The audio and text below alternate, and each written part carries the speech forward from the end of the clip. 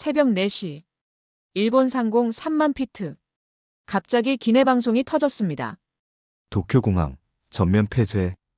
280명의 승객, 11시간 비행 끝에 착륙할 곳이 사라졌죠. 그 순간 기장이 말했습니다. 인천으로 회항합니다. 저는 25년 경력의 재난 전문가입니다. 하지만 그날 제 모든 기준이 무너졌습니다. 제 이름은 마리아 라인하르트입니다. 독일 공군 출신이고 지금은 국제항공 재난 대응 컨설턴트로 일하죠. 유럽 전역의 공항 시스템을 평가해왔습니다. 프랑크푸르트, 히드로, 샤를드골 제가 분석하지 않은 공항이 없었죠. 스위스 항공의 안전 점검 때문에 이 비행기에 탔던 겁니다. 11시간 비행. 취리히에서 도쿄까지 8시간쯤 지났을 때였습니다. 기장실에서 호출이 왔어요. 심상치 않은 목소리였죠. 일본 간사이 지역, 규모 6.5 지진 발생. 도쿄 나리타 공항 폐쇄. 간사이 공항도 활주로 균열로 폐쇄됐습니다. 저는 침착했습니다. 25년간 이런 상황을 수십 번 봤으니까요. 하지만 다음 말이 문제였습니다. 오사카도 불가능합니다. 대체 공항이 없습니다. 가장 가까운 곳은 인천입니다. 인천으로 회항하겠습니다. 인천? 한국? 제 머릿속에 경보가 울렸습니다. 승객 280명 중 대부분이 일본 비자만 갖고 있었거든요. 한국 비자는 없습니다. 호텔 예약도 없죠. 게다가 새벽 6시 반 착륙 예정이라니. 이건 혼란이 될 겁니다. 분명히요. 저는 한국에 대해 알고 있다고 생각했습니다. 경제는 발전했지만 시스템은 아직 유럽만 못하다고 봤죠. 일본이나 독일, 스위스 그런 나라들이 기준이라고 믿었습니다. 한국은 그 목록에 없었어요. 기내는 순식간에 술렁였습니다. 한국으로 간다고요? 비자가 없는데요? 호텔은 어떻게 하죠? 3열에 앉은 독일 부부가 따졌습니다. 우린 도쿄 회의가 있어요. 한국에 가서 뭘 하라는 겁니까? 7열에 프랑스 여성이 울기 시작했죠. 짐도 도쿄로 보냈는데 아기를 아는 스위스 엄마가 울먹이며 말했어요. 기저귀가 2개밖에 안 남았어요.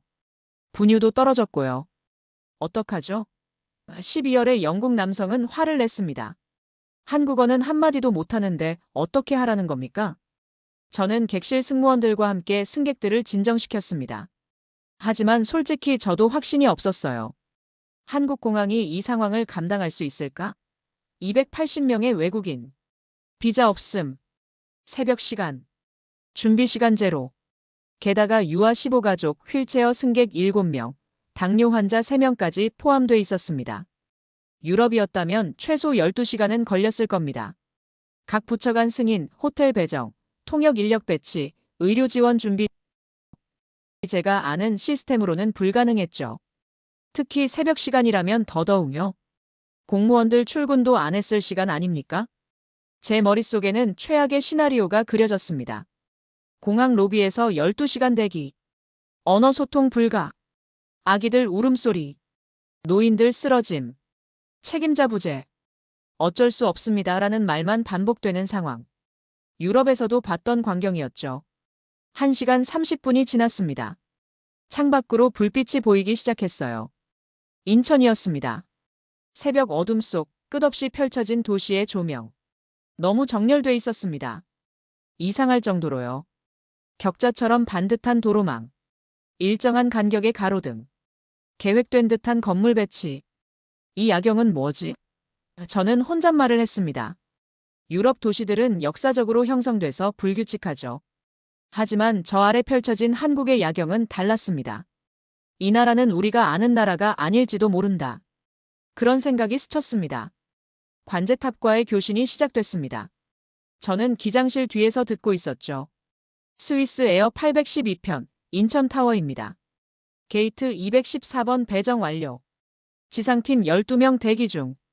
의료팀 3명 배치 완료. 통역 인력 독일어, 영어, 프랑스어 준비 완료됐습니다. 제 심장이 멈췄습니다. 세계 언어. 의료팀 배치 완료. 지상팀 12명 대기. 우리가 도착하기도 전에 이미 준비가 끝났다는 겁니까?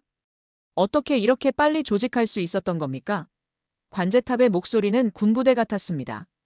정확하고 흔들림이 없었죠. 280명 승객 정보 수신 완료. 유아 15가족 우선 하차 준비.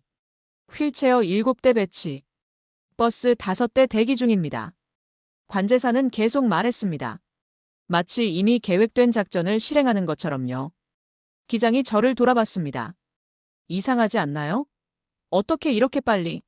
저도 대답할 수 없었습니다. 제 25년 경험으로는 설명이 안 됐거든요. 유럽 최고 수준의 공항에서도 최소 3시간은 걸릴 준비였습니다. 그런데 한국은 1시간 30분 만에 끝냈다는 겁니까? 바퀴가 활주로에 닿았습니다. 새벽 6시 32분. 도쿄가 멈춘 그 시간 한국은 이미 움직이고 있었습니다. 문이 열렸습니다. 그 순간 저는 제 눈을 의심했습니다. 활주로 옆에 버스 5대가 정렬돼 있었어요.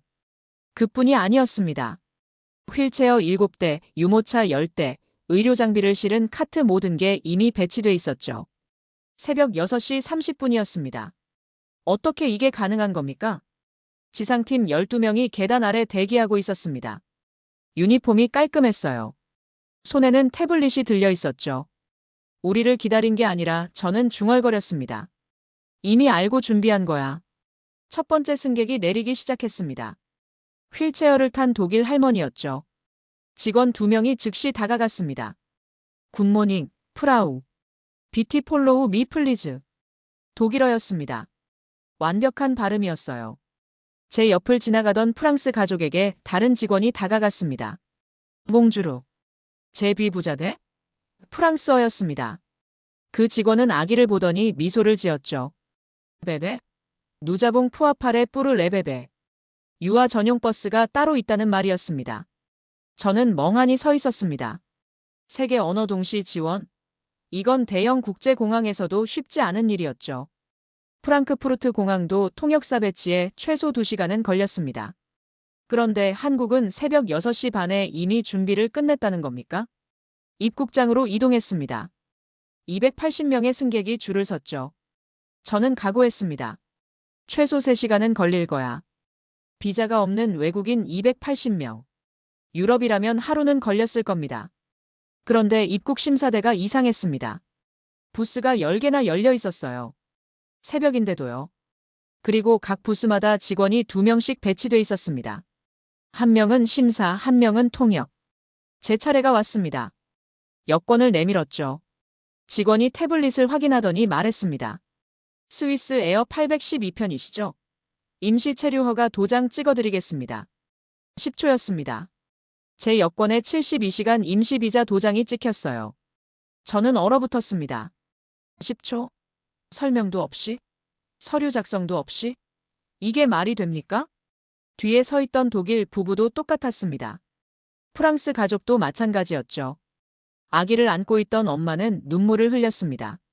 믿을 수가 없어요. 280명 전원이 통과하는 데 걸린 시간은 32분이었습니다. 유럽이었다면 24시간에서 48시간은 걸렸을 겁니다. 각 부처 승인, 상급자 결제, 서류 작성, 책임 소재 확인 관료적 절차만 해도 하루는 좋게 걸렸죠. 입국장을 나왔습니다. 로비에 직원들이 서 있었어요. 손에는 이름표가 들려 있었습니다. 마리아 라인하르트. 제 이름을 부르는 목소리가 들렸습니다. 젊은 한국 여성이었습니다. 20대 후반쯤 돼 보였죠. 라인하르트님, 호텔 배정 완료됐습니다. 이쪽으로 오시죠. 그녀의 태블릿 화면이 보였습니다. 제 이름, 국적, 직업 승객 정보가 전부 입력돼 있었어요. 어떻게 저는 물었습니다. 언제 이 정보를 받으신 겁니까? 비행 중에 받았습니다. 그녀가 웃으며 대답했죠. 공항, 호텔, 지자체가 실시간으로 연동돼 있거든요. 실시간 연동? 비행 중에? 제 머릿속이 복잡해졌습니다. 유럽은 부처 간 정보 공유에만 하루가 걸렸어요. 팩스 보내고 승인받고 확인하고 그런데 한국은 비행 중에 이미 모든 정보를 공유했다는 겁니까? 버스에 올랐습니다. 놀라운 광경이 펼쳐졌어요. 앞쪽 3열은 유아 전용 좌석이었습니다. 카시트가 장착돼 있었죠. 각 좌석마다 생수와 스낵이 놓여 있었습니다. 아기 물티슈도 있었어요. 뒷좌석에는 담요가 준비돼 있었습니다. 노약자를 위한 배려였죠. 한 독일 할아버지가 중얼거렸습니다. 프랑크푸르트 공항도 이렇게는 안 해주는데. 저도 같은 생각이었습니다. 독일이 자랑하는 효율성, 스위스가 내세우는 정확성. 그 모든 게 한순간에 무너지는 느낌이었죠. 버스가 출발했습니다. 30분 거리라고 했어요. 창밖으로 새벽에 인천이 지나갔습니다. 깨끗한 도로, 정리된 가로수, 일정한 간격의 가로등. 계획된 나라구나. 저는 생각했습니다. 옆자리 독일 남성이 말을 걸었습니다. 당신도 재난 전문가죠? 얼굴이 익숙한데요. 그는 마르쿠스였습니다. 독일 연방재난관리청 출신이었죠. 이거 이상하지 않습니까? 그가 물었습니다. 새벽에 이런 준비가 어떻게 가능하죠? 독일도 못하는 일인데요. 저는 대답할 수 없었습니다. 저도 똑같은 의문을 갖고 있었으니까요. 호텔에 도착했습니다. 새벽 7시 30분. 로비에 직원 8명이 대기하고 있었어요. 체크인 데스크가 4개나 열려 있었습니다. 새벽인데도요. 제 차례가 왔습니다.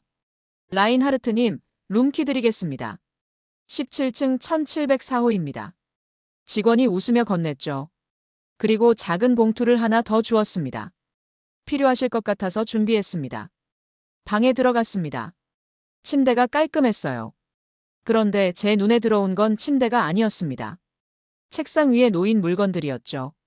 생수 2병, 샌드위치 2개, 과일, 그리고 독일산 비상약, 진통제, 소화제, 감기약이 세트로 놓여 있었습니다. 저는 그 자리에 멈췄습니다. 제가 독일인이라는 걸 어떻게 알고 독일 약을 준비한 겁니까? 침대 옆 테이블을 봤습니다. 작은 메모가 있었어요. 장시간 비행으로 피곤하실 겁니다. 편히 쉬시길 바랍니다. 필요한 게 있으시면 언제든 연락 주세요. 인천 그랜드 호텔. 제 손이 떨렸습니다. 25년간 전 세계 공항을 다녔지만 이런 경험은 처음이었습니다. 요청하지도 않은 걸 미리 준비하다니. 이건 서비스가 아니었습니다. 예측이었죠. 데이터 기반의 정확한 예측. 저는 창가에 섰습니다. 해가 떠오르고 있었어요. 인천의 아침이 시작되고 있었죠. 그들의 준비는 빠르다를 넘어 예측한다에 가까웠다. 저는 혼잣말을 했습니다. 제 전문가적 자존심이 흔들리기 시작했습니다. 잠에서 깼습니다. 오후 3시였어요. 8시간을 잤더군요. 몸이 개운했습니다. 샤워를 하고 옷을 갈아입었죠. 그런데 문 앞에 뭔가 더 놓여 있었습니다. 아침에는 없던 물건이었어요. 작은 쇼핑백이었습니다. 안을 열어봤죠. 칫솔, 치약, 면도기 기본적인 세면도구였습니다. 그런데 그게 끝이 아니었어요. 독일 브랜드 로션, 독일산 비타민, 심지어 독일 과자까지 들어있었습니다.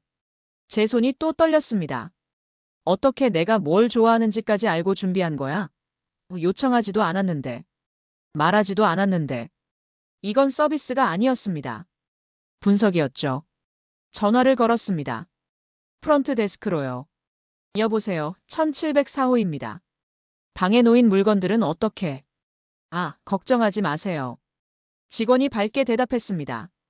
장기 체류 승객분들께는 기본으로 드리는 겁니다.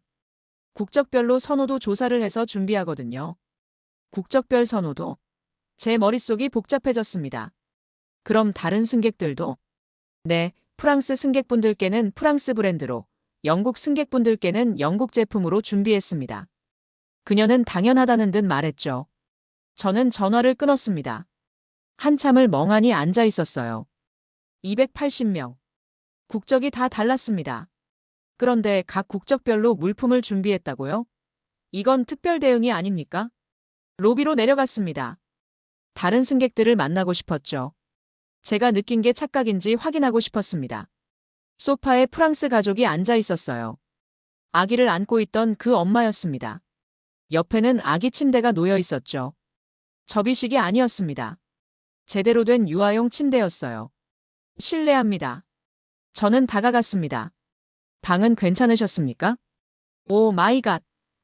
엄마가 눈을 크게 떴습니다. 믿을 수가 없어요. 방에 유아 침대, 아기 욕조, 기저귀, 분유까지 다 준비돼 있었어요. 프랑스 브랜드로요. 요청하셨습니까? 아니요. 그게 더 놀라운 거예요. 아무 말도 안 했는데 이미 다 준비돼 있었다고요. 제 심장이 두근거렸습니다. 저만 그런 게 아니었어요. 모든 승객이 똑같은 경험을 하고 있었던 겁니다. 휠체어를 탄 독일 할머니가 지나갔습니다. 직원이 옆에서 밀어주고 있었죠. 할머니, 저녁 식사 시간입니다. 전용 엘리베이터로 모시겠습니다. 전용 엘리베이터? 저는 따라갔습니다. 정말로 휠체어 전용 엘리베이터가 따로 있었어요. 넓고 손잡이가 낮았습니다. 버튼도 휠체어 높이에 맞춰져 있었죠. 저는 중얼거렸습니다. 이건 표준이야. 특별 대응이 아니라 기본 시스템이야. 식당으로 갔습니다. 저녁 6시였어요. 입구에 안내판이 있었습니다. 유아식 코너, 할랄 푸드 코너, 채식 코너 구역이 나뉘어 있었습니다. 유아식 코너를 봤습니다. 아기 의자가 10개나 준비돼 있었어요. 각 테이블마다 물티슈, 앞치마, 플라스틱 식기가 세팅돼 있었죠. 당뇨 환자를 위한 저당 메뉴도 따로 있었습니다. 알레르기 정보도 상세하게 표기돼 있었어요. 독일어, 영어, 프랑스어, 일본어로요. 이게 대체 저는 말을 잃었습니다. 어떻게 하루 만에 이런 준비를 한 거지? 식사를 하는데 옆 테이블에서 대화가 들렸습니다. 영국 남성 2명이었죠. 내 방에 영국 홍차가 준비돼 있더라고. 트와이닝스 브랜드로. 나도 그래. 심지어 전기포트까지 있었어. 저는 포크를 내려놓았습니다. 영국인에게는 홍차, 독일인에게는 독일 약, 프랑스인에게는 프랑스 분유. 이건 우연이 아니었습니다. 철저한 데이터 기반 서비스였죠. 식사를 마치고 로비로 돌아왔습니다. 프런트 데스크에 젊은 남자 직원이 서 있었어요. 아침에 본 얼굴이었습니다. 실례합니다. 저는 다가갔습니다. 궁금한 게 있는데요. 어떻게 이렇게 빨리 준비하셨습니까? 승객 정보, 국적별 물품, 유아시설 하루 만에 이게 가능한 겁니까? 직원이 미소를 지었습니다. 저희는 매번 연습하거든요. 연습요? 네. 공항, 호텔, 병원, 지자체가 함께 정기적으로 훈련합니다. 비상상황 시나리오를 만들어서 반복 연습하죠. 그 단어가 제 가슴을 쳤습니다. 연습, 훈련, 반복. 어떤 시나리오입니까? 여러 가지죠. 지진으로 인한 긴급 회항, 태풍으로 인한 공항 폐쇄, 대규모 외국인 입국 한 달에 한 번씩 다른 시나리오로 훈련합니다. 제 머릿속이 하얗게 변했습니다. 그럼 이번 상황도 비슷한 시나리오를 작년에 훈련했습니다. 일본 공항 마비, 외국인 280명 긴급 회항, 새벽 도착. 거의 똑같았죠. 저는 말을 잃었습니다. 우연이 아니었어요. 기적도 아니었습니다. 훈련된 결과였던 겁니다. 유럽은 어떻습니까? 직원이 물었습니다. 저는 대답할 수 없었습니다. 유럽은 매뉴얼이 있었죠. 두꺼운 문서로요. 하지만 훈련은 없었습니다. 실전 연습은 더더욱 없었어요. 예산 문제, 부처 간 이견, 책임 소재 이유는 많았습니다. 매뉴얼만 있으면 안 됩니다. 직원이 말했습니다. 몸으로 익혀야 하거든요. 그래야 위기 상황에서 당황하지 않죠. 제 25년 경력이 한순간에 무너지는 느낌이었습니다. 저는 지금까지 뭘 해온 겁니까? 문서만 만들고 보고서만 쓰고 평가만 하고 정작 실전은 없었어요. 방으로 돌아왔습니다. 창밖을 봤습니다. 인천의 밤이 깊어가고 있었어요. 그들에게 특별한 서비스는 없었다. 저는 혼잣말을 했습니다. 모두가 기본이었다. 책상 위에 독일 과자를 봤습니다. 요청하지 않은 것들이 이미 준비돼 있었죠. 연습, 그 단어가 계속 머릿속을 맴돌았습니다. 그들은 연습으로 이 모든 걸 만들었구나. 제 전문가적 자존심이 무너졌습니다. 동시에 새로운 감정이 생겼죠. 경외감이었습니다. 유럽은 매뉴얼이 있었습니다. 한국은 실행이 있었습니다. 그 차이가 이렇게 큰 줄 몰랐습니다. 다음 날 아침이었습니다. 저는 일찍 일어났어요. 잠을 잘 수 없었거든요. 머릿속이 복잡했습니다. 로비에 내려갔습니다. 조식 시간이었죠. 뷔페가 준비돼 있었어요. 그런데 또 놀라운 광경이 펼쳐졌습니다. 한쪽 구석에 유아식 코너가 따로 마련돼 있었어요. 이유식, 분유, 과일, 퓨레 원령별로 나뉘어 있었습니다. 6개월, 9개월, 12개월. 라벨이 붙어 있었죠. 반대편에는 할랄 푸드 섹션이 있었습니다. 무슬림 승객을 위한 거였죠. 채식 코너도 따로 있었어요. 당뇨 환자를 위한 저당 메뉴까지. 이건 호텔 조식이 아니야. 저는 중얼거렸습니다. 병원 급식 수준이잖아. 통역사들이 식당 곳곳에 배치돼 있었습니다. 독일어, 영어, 프랑스어, 일본어 승객이 손만 들면 즉시 달려왔죠. 저는 커피를 들고 자리에 앉았습니다. 스스로를 설득하려 했어요. 이건 우연일 거야. 이번이 특별 케이스일 뿐이야. 한국이 항상 이럴 리 없어. 25년간 쌓아온 전문가로서의 자존심이었습니다. 유럽 시스템을 수십 년 연구했어요. 독일의 정확성, 스위스의 효율성, 프랑스의 우아함, 그게 기준이라고 믿어왔죠. 한국의 짧은 준비 시간과 이 정확도가 이해되지 않았습니다. 뭔가 숨겨진 게 있을 거라고 생각했어요. 말이야. 누군가 제 이름을 불렀습니다. 마르쿠스였어요. 어젯밤 버스에서 만났던 독일 재난관리청 출신이었죠. 같이 앉아도 되겠습니까? 그가 물었습니다. 물론이죠. 그가 앉으며 한숨을 쉬었습니다. 솔직히 말하면 충격받았습니다. 무엇 때문에요? 전부요. 공항, 호텔, 서비스 독일도 이렇게는 못합니다. 그의 목소리가 낮아졌죠. 프랑크푸르트 공항이 유럽 최고라고 자부했는데 이건 차원이 다릅니다. 제 가슴이 철렁했습니다. 저만 그렇게 느낀 게 아니었어요. 프랑스 출신 소피아가 다가왔습니다. 에어프랑스 수석 승무원이었죠.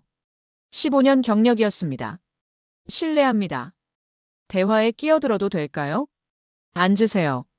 소피아가 조용히 말했습니다. 샤를드골 공항에서 10년 넘게 일했어요. 비상 상황도 여러 번 봤죠. 하지만 이런 대응은 처음입니다. 구체적으로 어떤 점이요? 마르쿠스가 물었습니다. 속도요. 그리고 정확성. 소피아가 대답했죠. 파리에서 비슷한 상황이 있었어요. 화산재로 공항이 닫혔을 때 승객 150명이 대기했죠.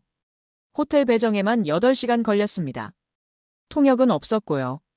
영국 출신 올리비아가 커피를 들고 왔습니다. 브리티시 에어웨이즈 기장이었어요. 같은 얘기 하시네요. 저도 히드로 공항 폐쇄 경험했습니다. 2019년 드론 사건 때요. 승객들이 로비에서 14시간 대기했죠. 세 사람 모두 10년 이상 경력의 베테랑들이었습니다. 모두 동일한 결론을 내리고 있었죠. 유럽 3대 공항도 이렇게 못한다. 저는 침묵했습니다. 하지만 내면에 강한 파열음이 생겼어요. 마르쿠스가 물었습니다. 마리아, 당신은 어떻게 생각합니까?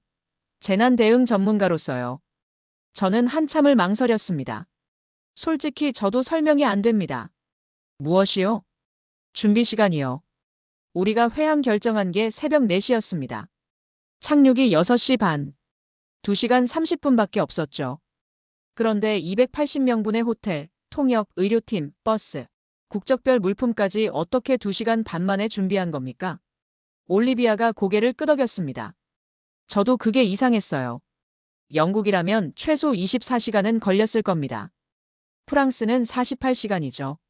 소피아가 말했습니다. 부처간 조율만 해도 하루는 걸립니다. 제 머릿속에 과거 경험이 스쳐 지나갔습니다. 2018년 베를린 공항이었어요. 폭설로 활주로가 닫혔죠. 승객 200명이 공항에 갇혔습니다. 호텔 배정에 12시간이 걸렸어요. 왜 그렇게 오래 걸렸을까요? 각 부처의 승인을 받아야 했습니다.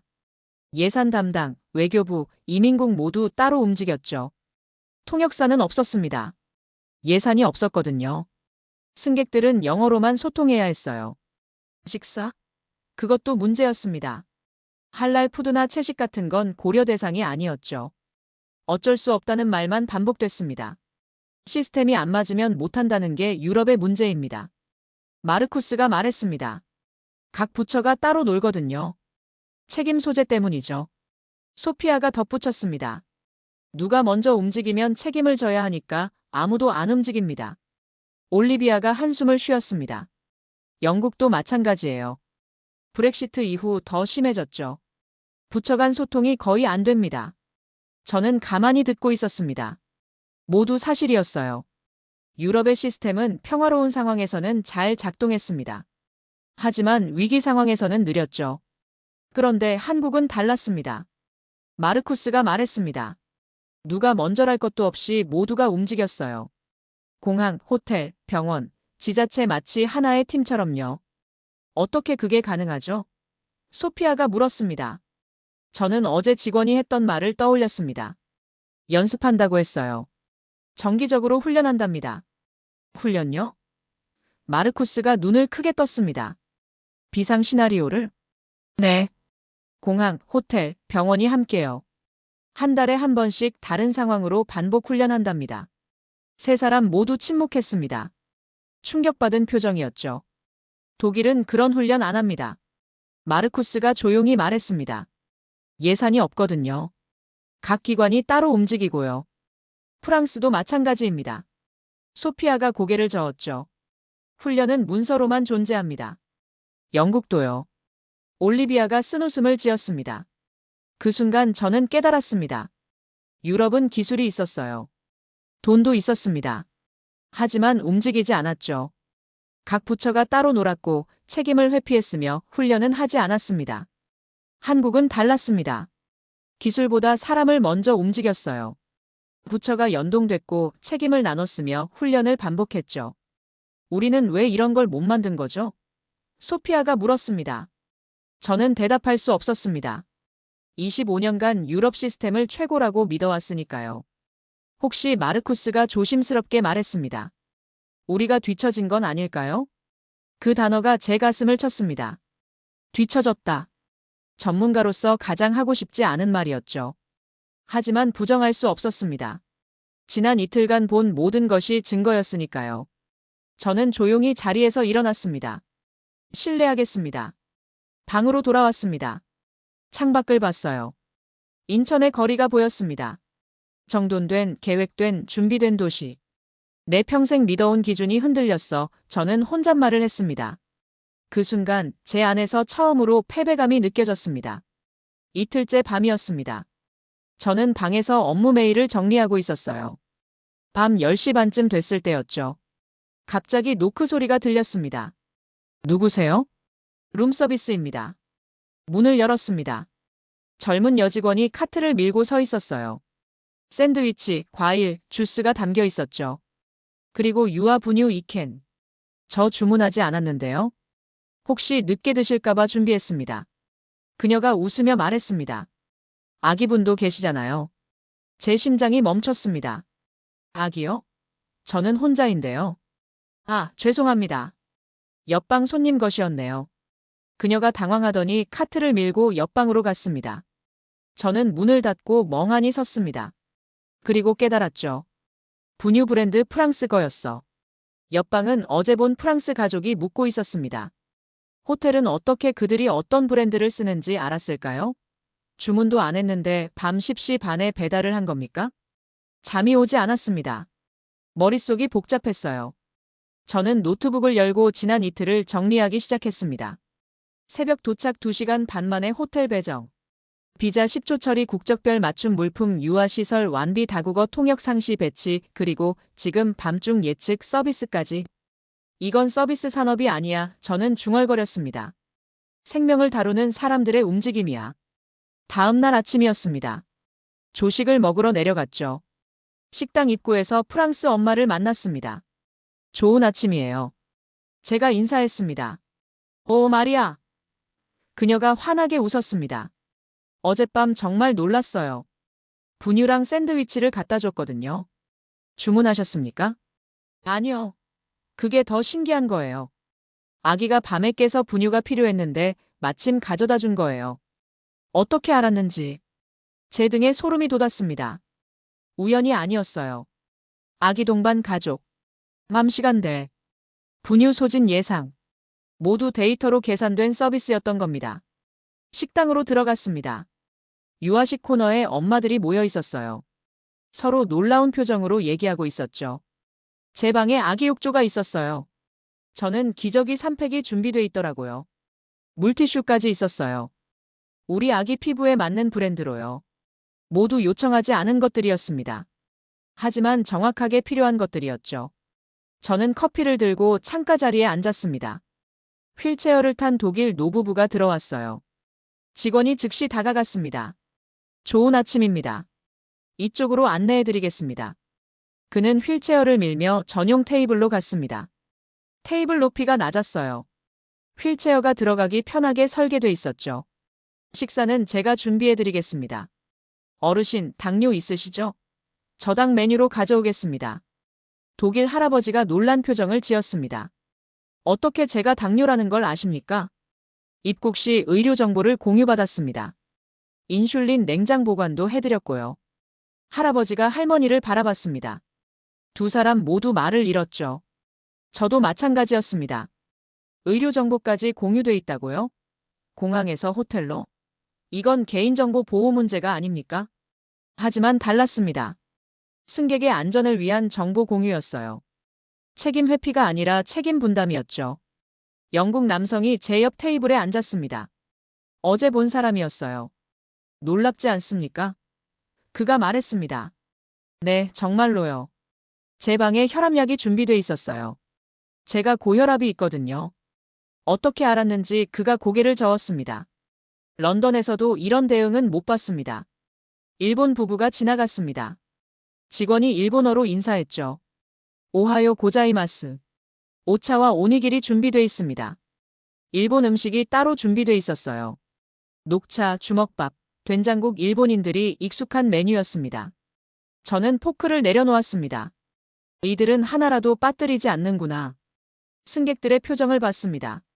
모두 믿기지 리퀘스트는 표정이었어요. 독일인, 프랑스인, 영국인, 일본인 국적은 달랐지만 표정은 같았습니다. 감동과 충격이 뒤섞인 얼굴이었죠. 제 머릿속에 유럽 공항에서의 경험이 스쳐 지나갔습니다. 2017년 파리 샤를드골 공항이었어요. 테러 경보로 공항이 봉쇄됐죠. 승객 300명이 갇혔습니다. 식사는 샌드위치 하나였습니다. 채식주의자, 무슬림, 알레르기, 고려 대상이 아니었어요. 어쩔 수 없습니다라는 말만 들었죠. 통역? 없었습니다. 영어 못하면 소통 불가였어요. 의료 지원? 응급 상황 아니면 없었습니다. 불가능합니다. 규정이 없습니다. 담당자가 없습니다. 그게 유럽의 위기 대응이었습니다. 하지만 한국은 반대였습니다. 무엇이 필요할지 미리 알고 있다. 그게 한국의 방식이었죠. 마르쿠스가 들어왔습니다. 저를 보더니 다가왔어요. 마리아, 들었습니까? 어젯밤 한 승객이 쓰러졌답니다. 누가요? 독일 남성이요. 심장 문제였대요. 그런데 호텔 직원이 10분 만에 심폐소생술하고 구급차 불렀답니다. 지금은 병원에서 안정됐대요. 제 손이 떨렸습니다. 호텔 직원이요? 의료진이 아니라. 네. 일반 직원이었답니다. 그런데 응급처치가 완벽했대요. 저는 말을 잃었습니다. 호텔 직원까지 응급처치 훈련을 받았다는 겁니까? 이건 의무인가요? 아니면 자발적인 겁니까? 유럽에서는 불가능한 일입니다. 마르쿠스가 조용히 말했습니다. 직원 교육에 그 정도로 투자하는 곳이 없거든요. 저는 창밖을 봤습니다. 호텔 앞거리가 보였어요. 사람들이 출근하고 있었죠. 정돈된 복장, 빠른 걸음, 준비된 사람들. 이 나라 사람들은 저는 혼잣말을 했습니다. 위기를 일상으로 준비하는구나. 마르쿠스가 한숨을 쉬었습니다. 우리는 평화에 익숙했죠. 그래서 준비를 안 했습니다. 한국은 달랐던 거예요. 저는 고개를 끄덕였습니다. 이제 단순한 놀라움이 아니었어요. 전문가로서 패배감과 경외감이 동시에 형성되고 있었습니다. 그들에게 특별한 서비스는 없었다. 저는 말했습니다. 모두가 기본이었어요. 그게 더 무섭습니다. 마르쿠스가 대답했죠. 이게 기본이라니 우리 기준이 너무 낮았던 겁니다. 저는 커피잔을 내려놓았습니다. 손이 떨리고 있었어요. 이건 우연이 아니야. 저는 혼잣말을 했습니다. 이건 습관이야. 매일의 훈련, 매일의 준비. 그 순간 제 안에서 두 번째 균열이 일어났습니다. 셋째 날 밤이었습니다. 오후 일정을 마치고 저는 방에서 쉬고 있었어요. 밤 10시 30분쯤 됐을 때였죠. 갑자기 아래층에서 비명이 들렸습니다. 살려주세요. 저는 즉시 문을 열고 계단으로 달려갔습니다. 군 출신의 본능이었죠. 로비로 내려갔어요. 사람들이 모여 있었습니다. 바닥에 남성이 쓰러져 있었습니다. 60대로 보이는 독일 남성이었어요. 얼굴이 창백했습니다. 가슴은 움직이지 않았죠. 심정지다. 그 단어가 제 머릿속을 스쳤습니다. 저는 무릎을 꿇었습니다. 맥박을 확인하려 손을 뻗었죠. 그 순간이었습니다. 제 옆에 누군가 무릎을 꿇었어요. 호텔 직원이었습니다. 30대 초반 남성이었죠. 그는 망설이지 않았습니다. 즉시 환자의 가슴에 손을 올렸어요. 양손을 깍지 꼈습니다. 팔을 곧게 폈죠. 정확한 자세였습니다. 그리고 시작했어요. 하나, 둘, 셋, 넷. 압박이었습니다. 심폐소생술이었죠. 깊이가 정확했어요. 속도도 완벽했습니다. 1분에 100회에서 120회. 표준 속도였죠. 제 눈이 커졌습니다. 이건 훈련받은 사람의 동작이야. 저는 독일 공군에서 수백 번 이 장면을 봤습니다. 군의관들의 움직임이었어요. 정확하고 흔들림이 없었죠. 그런데 지금 제 눈앞에서 똑같은 동작을 하고 있는 사람은 호텔 직원이었습니다. 의료진이 아니었어요. 30초가 지났습니다. 다른 직원이 달려왔습니다. 손에 빨간 가방을 들고 있었어요. AED입니다. AED. 자동 심장 충격기였습니다. 30초 만에 도착한 겁니까? 직원이 가방을 열었습니다. 기계를 꺼냈죠. 패드를 환자의 가슴에 붙였습니다. 손이 떨리지 않았어요. 분석 중입니다. 기계 음성이 흘러나왔습니다. 물러나세요. 첫 번째 직원이 외쳤습니다. 삑 충격이 필요합니다. 버튼을 눌렀습니다. 환자의 몸이 튀었어요. 그리고 다시 압박을 시작했습니다. 하나, 둘, 셋, 넷. 제 심장이 두근거렸습니다. 이 사람들 전문가야? 주변을 봤습니다. 또 다른 직원이 전화하고 있었어요. 119입니다. 심정지 환자 발생. 인천 그랜드 호텔 로비. 심폐소생술 진행 중. AED 1회 실시. 네, 알겠습니다. 다른 직원은 주변 사람들을 통제하고 있었습니다. 뒤로 물러나 주세요. 공간 확보해 주세요. 또 다른 직원은 엘리베이터 앞에 서 있었어요. 구급대원이 오면 즉시 안내하려는 것 같았죠. 누가 지시한 게 아니었습니다. 역할이 자동으로 분리돼 있었어요. 이건 제 입에서 말이 나왔습니다. 훈련된 팀이야. 조직적인 대응이야. 저는 독일 공군 재난 현장에서 이런 장면을 봤습니다. 군인들의 움직임이었죠. 명령 없이도 각자 역할을 아는 팀. 그런데 지금 호텔 로비에서 똑같은 장면이 펼쳐지고 있었습니다. 사이렌 소리가 들렸습니다. 멀리서 다가오고 있었어요. 점점 가까워졌죠. 5분입니다. 엘리베이터 앞 직원이 말했습니다. 5분? 심정지 발생 후 5분 만에 구급차가 도착한다고요? 유럽 기준으로는 불가능한 시간이었습니다. 특히 밤 10시 반이라면요. 프랑크푸르트에서는 평균 12분이었어요. 파리는 15분. 런던은 상황에 따라 20분까지 걸렸죠. 로비 문이 열렸습니다. 구급대원 3명이 들어왔어요. 들것, 산소통, 의료 가방을 들고 있었죠. 언제 발생했습니까? 6분 전입니다. 심폐소생술 진행 중. AED 1회 실시했습니다. 직원이 정확하게 보고했습니다. 구급대원이 고개를 끄덕였습니다. 잘하셨습니다. 교대하겠습니다. 직원이 물러났습니다. 구급대원이 이어받았죠. 산소 마스크를 씌웠습니다. 링거를 꽂았어요. 약물을 투여했습니다. 다시 충격 줍니다. 두 번째 제세동이었습니다. 삑. 환자의 몸이 튀었습니다. 몇 초간 정적이 흘렀어요. 그리고 기침. 환자의 가슴이 움직였습니다. 희미하게 올라왔어요. 맥박 돌아왔습니다. 구급대원이 외쳤습니다. 제 손이 떨렸습니다. 심정지 발생 후 7분 30초. 심장이 다시 뛰기 시작한 겁니까? 유럽에서는 거의 불가능한 일이었습니다. 생존율이 5%도 안 됐죠. 심정지 후 10분이 넘어가면 뇌 손상이 시작됐습니다. 그런데 한국에서는 7분 30초 만에 생명이 돌아왔습니다. 구급대원들이 환자를 들것에 옮겼습니다. 병원으로 이송하겠습니다. 들것이 엘리베이터로 향했어요. 로비가 조용해졌습니다. 직원들이 땀을 닦았습니다. 아무도 말이 없었어요. 자랑하지 않았습니다. 기적이라고 떠들지도 않았죠. 그냥 제자리로 돌아갔습니다. 마치 일상적인 일인 것처럼요. 저는 그 자리에 멍하니 서 있었습니다. 다리에 힘이 없었어요. 마르쿠스가 다가왔습니다. 마리아, 방금 본 게 진짜입니까?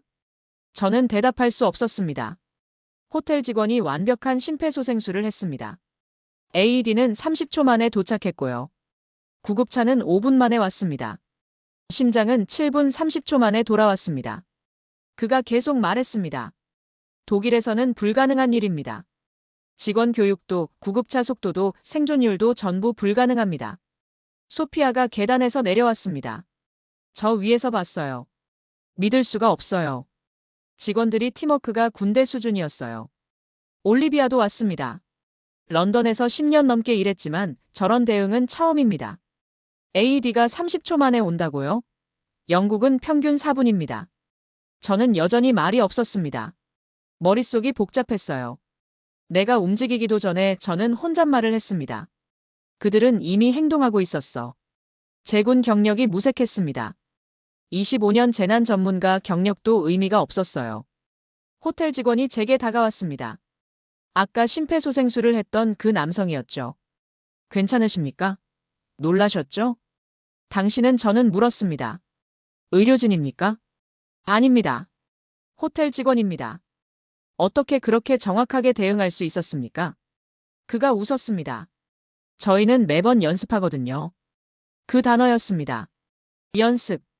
또다시 그 단어가 나왔어요. 매달 훈련합니다. 심폐소생술, AED 사용법, 119 신고 요령 전 직원이 의무적으로 받습니다. 전 직원이요? 네. 청소 직원부터 매니저까지 전원입니다. 언제 어디서 누가 쓰러질지 모르니까요. 제 가슴이 먹먹했습니다. 그럼 오늘 일도 처음은 아닙니다. 그가 담담하게 말했습니다. 작년에도 2번 있었어요. 모두 살렸습니다. 모두 살렸다. 그 말이 제 귀에 쟁쟁 울렸습니다. 유럽에서는 심정지 생존율이 10%도 안 됐습니다. 그런데 한국에서는 모두 살렸다고요? 이건 배운 사람의 동작이 아니라 저는 중얼거렸습니다. 반복해서 익힌 사람의 동작이었어. 방으로 돌아왔습니다. 창밖을 봤어요. 구급차가 병원으로 향하고 있었습니다. 빨간 불빛이 멀어져 갔죠. 7분 30초 저는 혼잣말을 했습니다. 유럽에서는 불가능한 시간이었어. 하지만 한국에서는 일상이었어. 제 손이 여전히 떨리고 있었습니다. 전문가로서 제가 본 것은 단순한 응급처치가 아니었습니다. 시스템이었어요. 훈련된, 준비된 실전형 시스템이었죠. 기적이 아니야, 저는 말했습니다. 준비야. 철저한 준비. 그날 밤 저는 잠들 수 없었습니다. 다음 날 오전이었습니다. 저는 로비에 내려갔어요. 어젯밤 일이 자꾸 떠올랐거든요. 로비는 조용했습니다. 어젯밤 그 급박했던 순간이 거짓말처럼 느껴졌죠. 직원들은 평소처럼 일하고 있었어요. 저기요. 제가 프런트 데스크로 갔습니다. 어젯밤 심폐소생술 하셨던 분 계십니까? 아, 김민준 씨요? 잠시만요. 직원이 무전기로 연락했습니다. 5분 뒤 그 남성이 나타났습니다. 어젯밤 환자를 살린 바로 그 사람이었죠. 안녕하세요. 부르셨습니까? 그가 웃으며 인사했습니다. 네, 죄송합니다. 질문이 있어서요. 저는 망설였습니다. 어제 정말 놀라웠습니다. 어떻게 그 정도로 정확하게 대응하셨습니까? 앉으시죠. 그가 로비 소파를 가리켰습니다. 우리는 마주 앉았습니다. 제 심장이 두근거렸어요. 뭔가 중요한 걸 알게 될 것 같았죠. 저는 재난 전문가입니다. 제가 말했습니다. 25년 경력이에요. 전 세계 공항을 다녔죠. 하지만 어제 같은 대응은 처음 봤습니다. 김민준이 고개를 끄덕였습니다. 감사합니다. 하지만 특별한 건 아니에요. 특별하지 않다고요? 제 목소리가 높아졌습니다. 30초 만에 AED를 가져오고 완벽한 심폐소생술을 하고 5분 만에 구급차가 오고 이게 특별하지 않습니까? 저희는 매번 연습합니다. 그가 담담하게 대답했습니다. 또 그 단어였습니다. 연습. 제 손이 떨렸어요. 구체적으로 어떤 연습입니까? 공항, 호텔, 병원, 소방서, 지자체가 함께 정기 훈련을 합니다. 한 달에 한 번씩요. 한 달에 한 번요? 네. 비상 시나리오를 만들어서 실제처럼 훈련합니다. 심정지, 화재, 지진, 긴급 회항 여러 상황으로요. 제 머릿속이 복잡해졌습니다. 그럼 어제 일도 훈련에 포함돼 있었습니까? 심정지 대응은 기본입니다. 분기마다 반복 훈련하죠. 유럽에서는 저는 말을 멈췄습니다. 유럽에서는 그런 훈련이 없었어요. 예산 문제, 부처 간 조율 문제, 시간 문제 이유는 많았습니다. 김민준이 태블릿을 꺼냈습니다. 보여드릴까요? 네. 그가 화면을 넘겼습니다. 사진들이 나타났어요. 공항, 호텔, 병원이 함께 훈련하는 모습이었습니다. 이건 지난주 훈련 사진입니다. 제 눈이 커졌습니다. 사진 속에 여러 기관 사람들이 보였어요. 공항 직원, 호텔 직원, 의료진, 소방관, 경찰. 시나리오가 뭡니까? 제가 물었습니다. 일본 지진으로 공항 마비. 외국인 280명 긴급 회항. 새벽 도착. 비자 없음. 유아 15가족. 휠체어 7명. 제 심장이 멈췄습니다. 뭐라고요? 일본 지진 280명 회항. 비자 없음. 유아 15가족. 휠체어 7명입니다. 제 손이 떨렸습니다. 우리 비행기 상황과 똑같았어요. 완전히 똑같았습니다. 이건 저는 말을 잃었습니다. 우리 상황과 동일한데요? 우연의 일치죠. 하지만 저희는 이런 시나리오로 자주 훈련합니다. 지진은 일본에서 흔하니까요. 회항 가능성도 높고요. 김민준이 사진을 넘겼습니다. 다음 사진이 나타났어요. 공항 게이트에 버스들이 정렬돼 있었습니다. 휠체어, 유모차, 의료 장비까지. 이건 지상팀 배치 훈련입니다. 2시간 안에 전부 준비하는 연습이죠. 2시간. 우리가 회항 결정한 후 착륙까지 걸린 시간이 2시간 30분이었습니다. 다음 사진. 입국 심사대였어요. 부스가 10개 열려 있었습니다. 직원들이 임시비자 도장을 찍는 연습을 하고 있었죠. 비자 처리 훈련입니다. 목표는 1인당 10초 이내죠. 10초. 우리가 받았던 바로 그 시간이었습니다. 다음 사진. 호텔 로비였어요. 직원들이 태블릿을 보며 승객 배정 연습을 하고 있었습니다. 승객 정보 기반 배정 훈련입니다. 유아 가족, 휠체어, 당뇨 환자 각각 맞춤 대응하는 거죠. 제 눈에서 눈물이 날 것 같았습니다. 이게 다 훈련이었다니. 물품 준비는요? 제가 물었습니다. 국적별 맞춤 물품도 훈련입니까? 네. 주요 국가별 선호 브랜드 데이터베이스가 있습니다. 독일, 프랑스, 영국, 일본 각 국가별로 필요한 물품 리스트를 만들어뒀죠. 제 머릿속이 하얗게 변했습니다. 그럼 지난 사흘간 우리가 경험한 모든 게 훈련의 재현입니다. 김민준이 담담하게 말했습니다. 우연이 아니에요. 저희가 준비한 거죠. 언제부터 이런 훈련을 했습니까? 인천공항 개항 때부터입니다. 2001년부터요. 20년 넘게 매달 반복했습니다. 20년. 저는 숨이 막혔습니다. 20년간 매달 훈련했다고요? 왜 그렇게까지 합니까? 제가 물었습니다. 김민준이 창밖을 봤습니다. 우리나라는 위기를 많이 겪었습니다. 전쟁, 가난, 재난 준비하지 않으면 살아남을 수 없었어요. 그래서 훈련하는 겁니다. 매번요. 제 가슴이 먹먹해졌습니다. 한국의 역사가 떠올랐어요. 전쟁, 분단, 경제 위기 끊임없는 위기의 연속이었죠. 유럽은 평화로웠습니다. 저는 조용히 말했습니다. 그래서 준비하지 않았어요. 필요가 없었으니까요. 이해합니다. 김민준이 고개를 끄덕였습니다. 하지만 위기는 예고 없이 오죠. 준비하지 않으면 사람이 죽습니다. 그 말이 제 가슴을 쳤습니다. 어제 심정지 환자가 떠올랐어요. 만약 훈련이 없었다면, AED가 늦었다면, 구급차가 느렸다면, 그 사람은 죽었을 겁니다. 훈련이 사람을 살린다는 거군요. 네. 그게 전부입니다. 김민준이 웃었습니다. 거창한 건 없어요. 그냥 반복하고 익히고 준비하는 거죠. 제 눈에서 눈물이 흘렀습니다. 25년 경력의 전문가가 호텔 직원 앞에서 울고 있었어요. 저는 제 목소리가 떨렸습니다. 평생 유럽이 최고라고 믿었습니다. 독일의 정확성, 스위스의 효율성 그게 기준이라고 생각했어요. 유럽도 훌륭합니다. 김민준이 말했습니다. 아닙니다. 저는 고개를 저었습니다. 우리는 매뉴얼만 만들었어요. 훈련은 없었죠. 실전 준비는 더더욱 없었습니다. 그래서 제 목소리가 깨졌습니다. 사람이 죽었어요. 제가 본 현장에서 많은 사람이 죽었습니다. 김민준이 제 손을 잡았습니다. 이제 배우시면 됩니다. 늦지 않았어요. 저는 눈물을 닦았습니다. 우리가 앞서 있다고 믿어온 기준은 환상이었습니다. 한국은 위기를 훈련으로, 그 훈련을 일상으로 만들었어요. 우리는 그냥 문서만 만들었죠. 유럽도 바뀔 수 있습니다. 김민준이 말했습니다. 저희도 처음엔 서툴렀어요. 하지만 20년 반복하니까 익숙해진 거죠.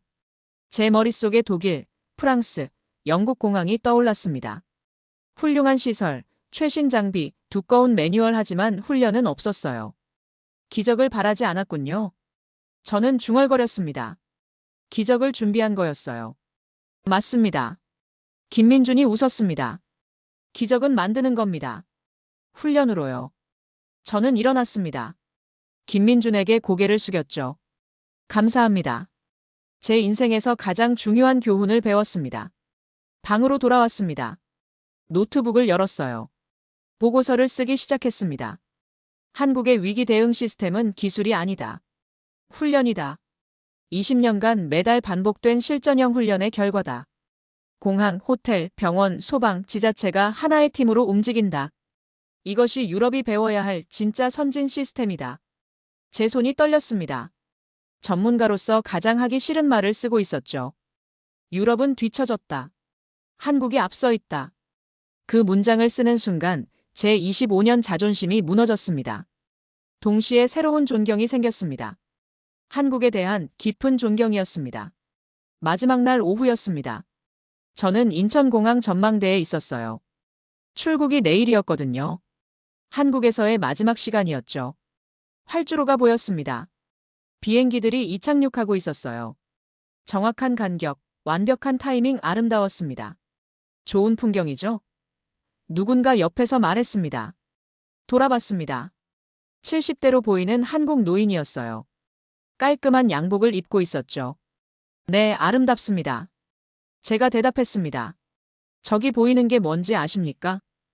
그가 활주로를 가리켰습니다. 비행기요? 아닙니다. 그가 웃었습니다. 저기 보이는 건 비행기가 아니라 사람들의 생명입니다. 제 심장이 뛰었습니다. 그 말에 무게가 있었어요. 앉으시죠. 그가 벤치를 가리켰습니다. 우리는 나란히 앉았습니다. 그가 말했습니다. 저는 이 공항 초대 관제사였습니다. 2001년 개항 때부터 20년 일했죠. 지금은 은퇴했습니다. 그러시군요. 외국분이신가 봅니다. 어디서 오셨습니까? 독일입니다. 재난 전문가예요. 아, 그러시군요. 그가 고개를 끄덕였습니다. 그럼 지난 며칠 놀라셨겠습니다. 어떻게 아십니까? 스위스 에어 812편 아닙니까? 일본 지진 때문에 회항한 비행기요. 뉴스에 나왔습니다. 저는 놀랐습니다. 네, 맞습니다. 280명 승객, 새벽 도착, 비자 없음. 하지만 32분 만에 입국 완료. 2시간 만에 전원 호텔 배정. 그가 웃었습니다. 잘했죠? 놀라웠습니다. 저는 솔직하게 말했습니다. 유럽에서는 불가능한 일이었어요. 그럴 겁니다. 그가 활주로를 바라봤습니다. 우리는 다르니까요. 무엇이 다릅니까? 우리나라는 그가 잠시 멈췄습니다. 아무것도 없었습니다. 제 귀가 열렸습니다. 1950년 전쟁이 끝났습니다. 나라 전체가 폐허였죠. 먹을 것도 입을 것도 집도 없었습니다. 세계 최빈국이었어요. 그의 목소리가 낮아졌습니다. 제가 어렸을 때 본 풍경입니다. 거리에 굶어 죽은 사람들이 있었어요. 겨울엔 얼어 죽었죠. 아무도 도와주지 않았습니다. 제 가슴이 먹먹해졌습니다. 그래서 배웠습니다. 그가 말했습니다. 스스로 살아남아야 한다고요. 준비하지 않으면 죽는다고요. 그게 저는 말을 이었습니다. 지금 시스템의 시작이었군요. 맞습니다. 그가 고개를 끄덕였습니다. 우린 훈련했어요. 매일같이요. 먹고 살기 위해, 살아남기 위해. 선택이 아니었습니다. 생존이었죠. 그가 저를 봤습니다. 유럽은 달랐을 겁니다. 네. 저는 인정했습니다. 유럽은 평화로웠어요.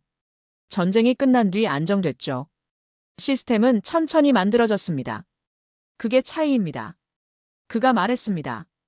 유럽은 안정 속에서 시스템을 만들었고 한국은 위기 속에서 시스템을 만들었습니다. 제 머릿속이 복잡해졌습니다. 맞는 말이었어요. 유럽은 필요가 없었죠. 한국은 절박했습니다. 이 공항 보십니까? 그가 활주로를 가리켰습니다. 2001년 개항했습니다. 그때부터 우리는 약속했어요. 이 공항을 지나는 모든 사람을 지키겠다고요. 그래서 훈련을 시작한 겁니까? 네. 매달 반복했습니다. 지진, 화재, 테러, 전염병 모든 시나리오로요.